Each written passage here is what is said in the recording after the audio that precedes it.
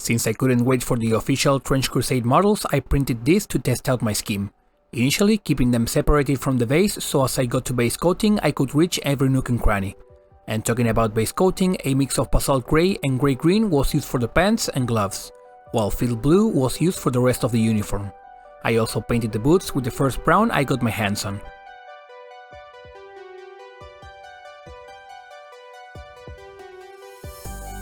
Using 2 thin layers of paint, I got an homogeneous base over most of the non-metallic elements. Afterwards, I picked whichever color I thought would do best to paint the rest of the small details.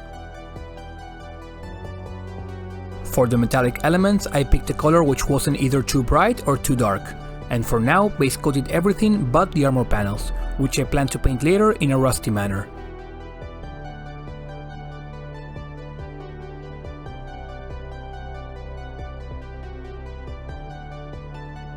With most of the base coats applied, I followed up with a unifying wash of oil paints, mixing ivory black and indigo to create an almost black blue.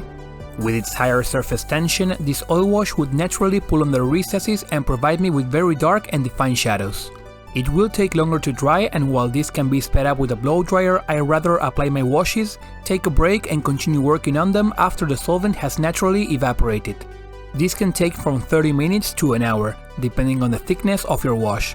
But as long as you don't let many hours go by to the point where the oils themselves begin to cure, you'll be good to move on to the next step, which is cleaning the paint from the raised details by using a Q-tip soaked in solvent. I always make sure to dab away excess solvent on a paper towel before moving onto the model. To begin cleaning, I'll gently roll the Q-tip collecting paint from the raised details, removing most of it while leaving the shadows untouched. This will save me from having to go back and highlight any raised details the wash might have tinted.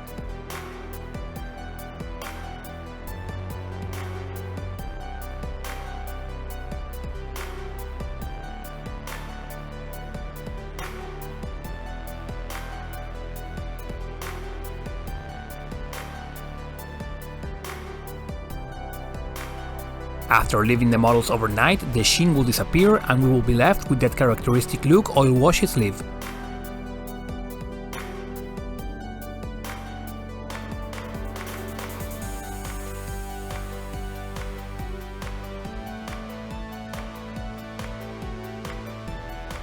Now it's time to work on those armor panels.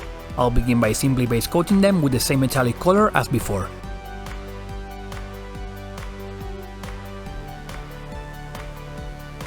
To paint the rust, I'll apply a succession of rusty colored washes.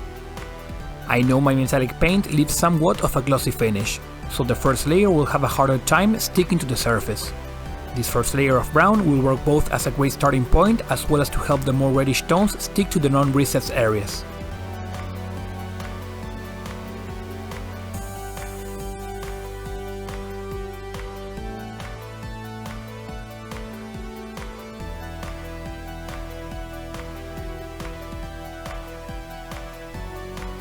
Both the brown and reddish brown will be applied over the whole panels.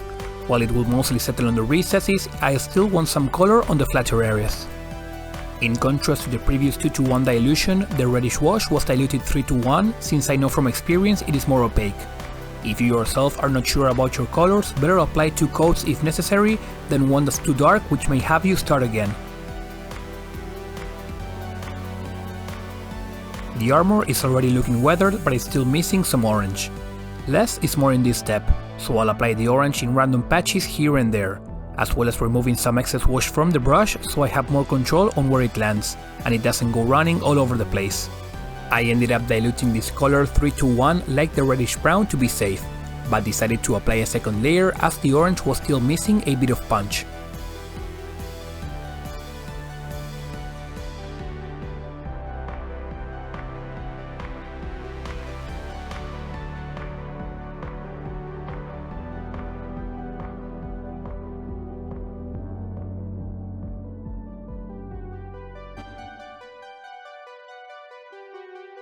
Using a small piece of sponge, I stippled and scratched at the armor panels to create the effect of recent damage, as well as some highlights.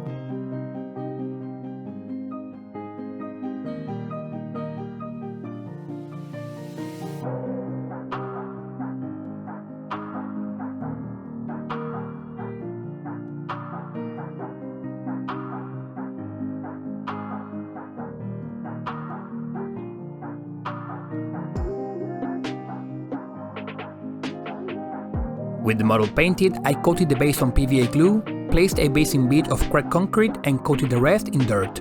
Once it was dry, I secured it in place with a layer of diluted black paint. With a mix of green grey and medium grey, I base coated the ground, which I followed with an overbrush of pure medium grey. Though in hindsight, I should have used a lighter color, since these highlights didn't show up in the end. I mixed black, brown and a pinch of red pigment to give the base a dusty wasteland look. Apart from brushing this into the ground, I also applied it to the boots and up the legs of the miniatures, to better tie them up with the environment. It was all finally set in place with a couple drops of solvent.